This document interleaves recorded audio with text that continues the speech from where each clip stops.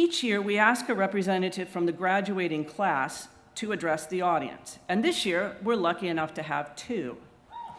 Austin Beal and Rose Gottlieb are our 2016 student speakers.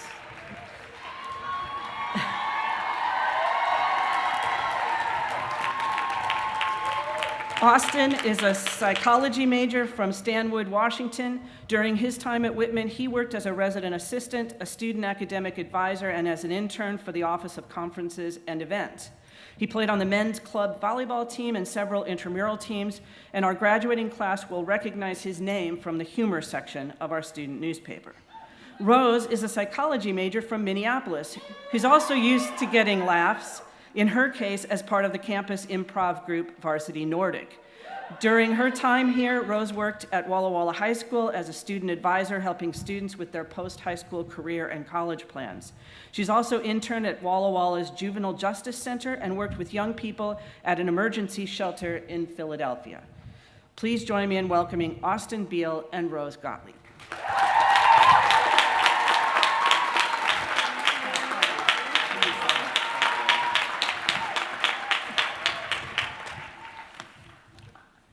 Today, Rose and I would like to offer you the unoriginal suggestion that all of us are like butterflies. We came into college as larvae, pale, unformed, and writhing around at inappropriate times and locations.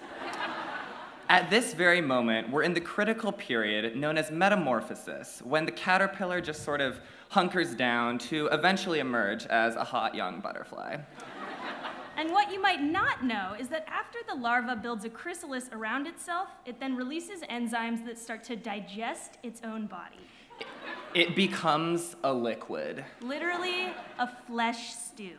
So one could say that today, at commencement, we are swaddled within the proverbial goulash chrysalis. A confused, quivering mush of anxiety and uncertainty. I look out into the audience, and all I see is a milieu of shapeless blobs. And maybe that's because we're all wearing these really unflattering robes, or maybe it's because our lives actually are just a goopy mess. But here's the hopeful thing about butterflies. They don't entirely melt themselves down into goo. A few things remain intact, including some neurons, holding fond memories from their days as a larva. These are what the caterpillar will take with it once it finally pulls its life together and becomes a butterfly. So for now, since we are immobilized here in this uncomfortable, crowded space, it is worthwhile to reflect. What are the memories and experiences floating around us today? What are the chunks of caterpillarhood that will come with us into our lives as butterflies? So for example, one thing that I'll carry with me is the time that I spent as an RA. That year, I helped so many people, gained invaluable experiences, and lost contact with basically all my friends. That's so funny, because one thing I'll be sure to hold on to is the time I applied to be an RA but was rejected. That year, I watched so much TV, I saw so little daylight, and I also lost contact with basically all of my friends. Yikes. Well, I'm sure there are other things we'll carry beyond our time here. Right. One thing we'll take with us is the ability to embrace challenges. In fact, Whitman's official motto is, "Through adversity, I rise." And as two white kids, Rose and I know a thing or two about conquering diversity. Adversity. He means adversity. Right, yes, that is the one, yes. Another thing that's sure to make it through the cocoon smoothie is the way that Whitman has taught us to have courage no matter the circumstances. Yeah. Like when you keep running the naked mile, even though an elderly Walla Walla gentleman is definitely taking pictures of you and you've long since lost all feeling in your left butt cheek. Yeah, or the courage that it took for me to put on a program every Wednesday night in a sophomore residence hall in which my residents literally wrote "Austin sucks" across a large poster. It was a good joke. It was cool. We liked it, yeah. Sounds hilarious. It was. We were tight. Yeah. Also coming with many of us is the ability to fake it till you make it. Like, if I wear enough Patagonia and I take beginning rock climbing, maybe people will believe I'm actually going to do something about global warming. Or, speaking of faking it till you make it, those times when you go to that class with that professor that assigns 100 pages of reading a night and you're like, Well, I found certain aspects of the work problematic, of course, but holistically it made a compelling argument about pseudo-patriarchal, hegemonic neoliberalism. Yes. So, like, both of you are on the same page that you read literally nothing, but at this point you just kind of have to sell it, you know? Another thing I'll take with me into butterflyhood is the 4 quintessential liberal arts hand gestures. So, for example, this perspective allows us to provide greater nuance.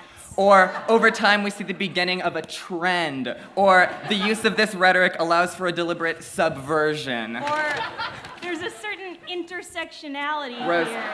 that's not what you, that's not what you think it is. I think, all right, we're gonna keep on trucking, we're gonna move on. All right. So as we flutter out of Walla Walla, I'm sure that we're obviously grateful to Whitman for teaching us how to be citizens of the world. That's right. We all bring different perspectives, cultures, and dialects from the various suburbs of the Bay Area. Very worldly. Yeah, I've enjoyed Taste of India and Taste of Asia at Reed Campus Center. Yeah, I've read at least 10 pages of the Quran for encounters. Not consecutive pages, of course, but you know, I get it. Hare Krishna. L'chaim. Our point is, we know that right now, in our gelatinous state, it may seem impossible that we'll ever get it together and become beautiful butterflies. Impossible. Like yesterday, I drank 4 mimosas and convinced myself that it counted as my daily serving of fruit. But, like the butterfly, when we emerge from our chrysalis and confront the world, we won't be starting from scratch. There will always be pieces of Whitman for us to hold on to. Things we've learned, memories we've shared, experiences that have shaped us in ways we might not even realize yet. These are floating all around us. And we trust that when we're ready, Or when we're not ready, but our parents decide that it's time for us to stop living in our childhood bedrooms, we will gather these memories from our time at Whitman and the lessons that have shaped us, we will re-solidify our liquefied massive tissue. and eventually we will take flight. Thank you.